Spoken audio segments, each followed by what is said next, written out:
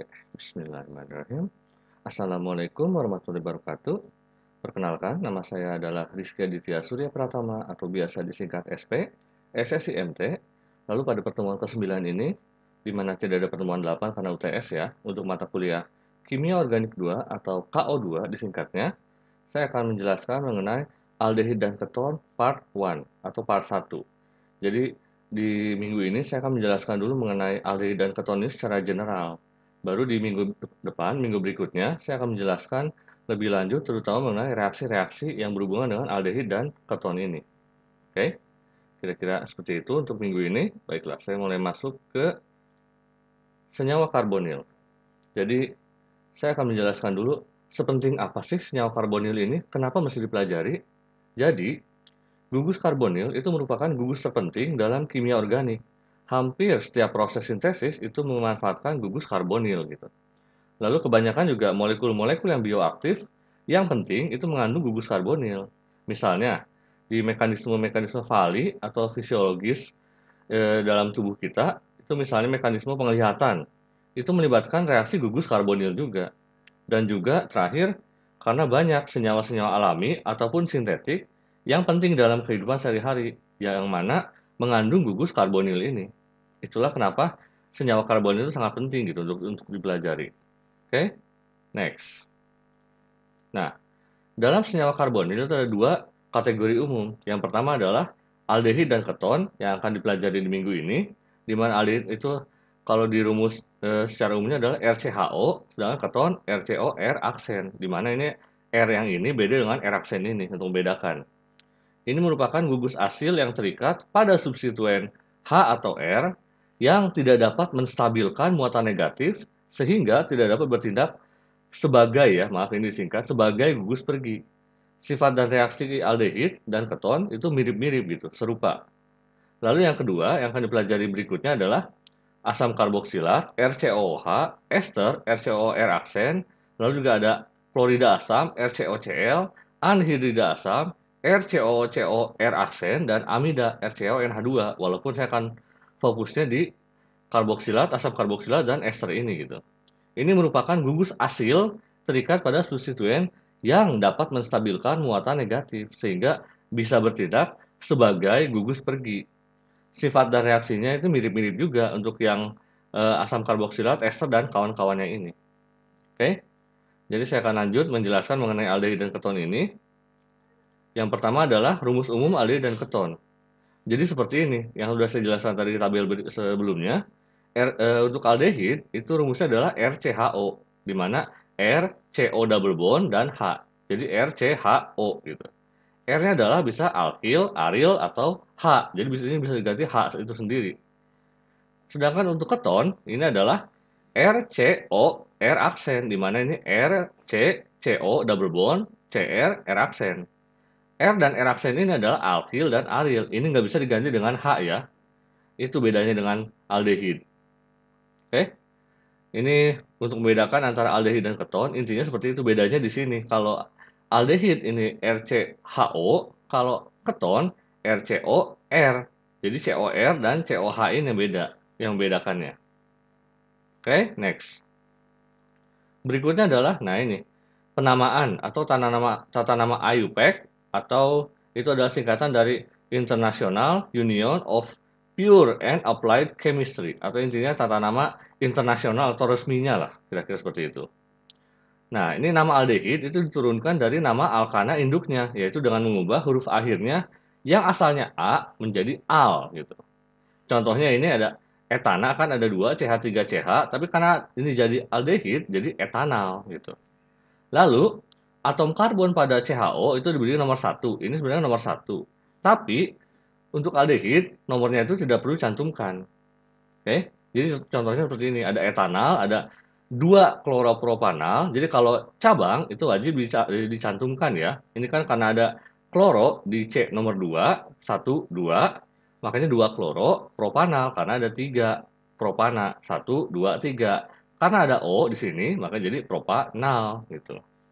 Ini misalnya 2 butenal. Kenapa? Karena ada butena, ada alkenanya di C nomor 2, 1, 2. Jadi 2 Ini ada 4, jadi butena, 1, 2, 3, 4, dan karena ada O-nya, jadi butenal.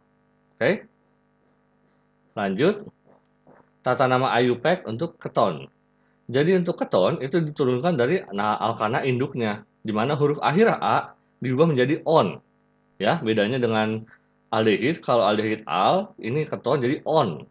Dan bila perlu digunakan nomor di sini. Karena bukan berarti kalau aldehid kan pasti di ujung. Kalau keton bisa di tengah juga. Contohnya untuk siklohexana ini, karena ada O di sini, maka menjadi sikloheksanon. Oke. Lalu ini, karena O-nya ada di nomor 2, 1, 2, makanya disebut 2 pentanon. Ini ada 5, jadi 1, 2, 3, 4, 5, 2 pentana. Makanya, karena ada O di sini untuk keton, makanya jadi 2 pentanon. Dan ini, karena ada 2 O di C2 dan C4, maka jadi 2,4 pentana dion. Karena ada 2 di. Oke? Saya lanjut ya. Itu untuk tata nama IUPAC, aldehid, dan keton. Berikutnya adalah nama trivial atau nama lain yang biasa juga disebut nama dagang lah. Jadi supaya tidak merepotkan pada saat kita mau membeli senyawa misalnya di toko kimia, biasanya kita menggunakan nama trivial daripada nama IUPAC-nya. Jadi untuk aldehida ini, nama trivialnya itu adalah menggunakan asam karboksilat induknya dengan mengubah imbuhan asam OAT atau asam at menjadi akhiran aldehida. Untuk keton, itu gugus alkil atau arir yang terikat pada karbonil itu dinamai kemudian ditambah kata keton, kecuali aseton gitu.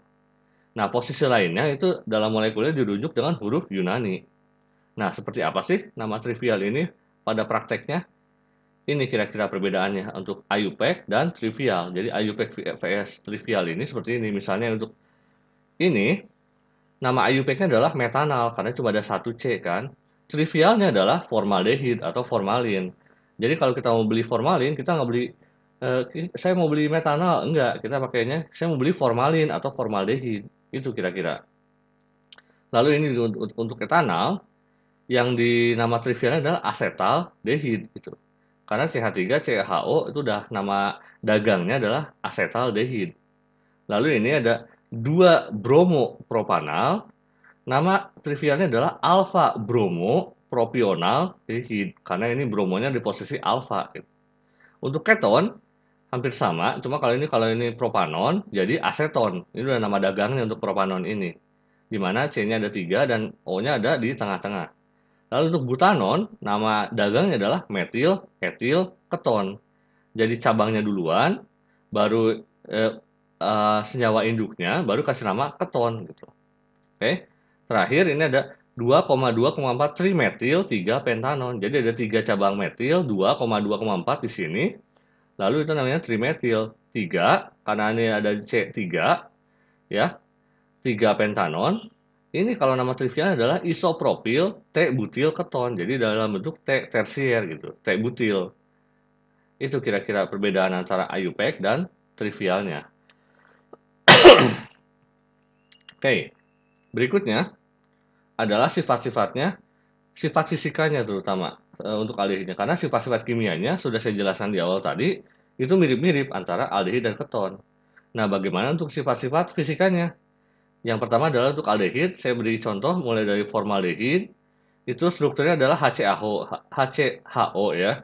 Titik didihnya minus 21 derajat Celcius dan kelarutan dalam air dalam satuan gram per 100 ml itu tidak terbatas dan kata lain dia larut sekali dalam air.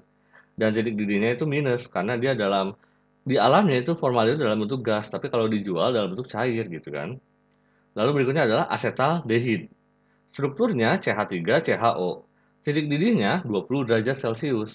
Kelarutannya tidak terbatas, jadi sangat larut dalam air. Berikutnya propionaldehid. CH3, CH2, CHO.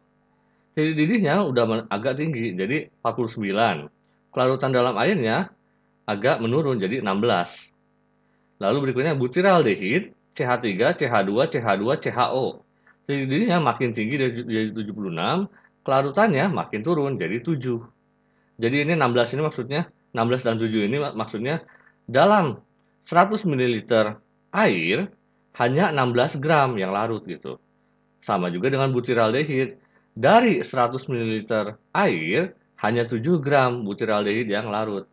Sedangkan untuk benzaldehid, yaitu C6H5CHO, titik didihnya langsung naik tinggi, jadi 178. Dan kelarutannya pun langsung turun, jadi sedikit sekali yang larut. Jadi bisa dibilang tidak larut.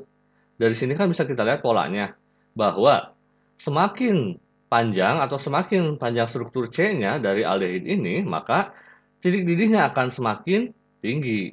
Jadi dari awalnya minus, jadi 20, jadi 49, jadi 76, dan terakhir naik jauh jadi 178. Sebaliknya, kelarutannya itu makin menurun. Jadi mulai dari tak terbatas atau larut sekali dalam air, lalu ini juga tak terbatas, jadi cuma 16 saja, jadi 7 saja, dan jadi sedikit tidak larut. Itu kira-kira sifat-sifat fisika dari aldehid. Next adalah sifat-sifat fisika dari keton. Jadi ini ada 4 contoh, mulai dari aseton, strukturnya CH3COCH3, titik didihnya 56 derajat Celcius. Kelarutannya tidak terbatas atau dengan kata lain larut dalam air.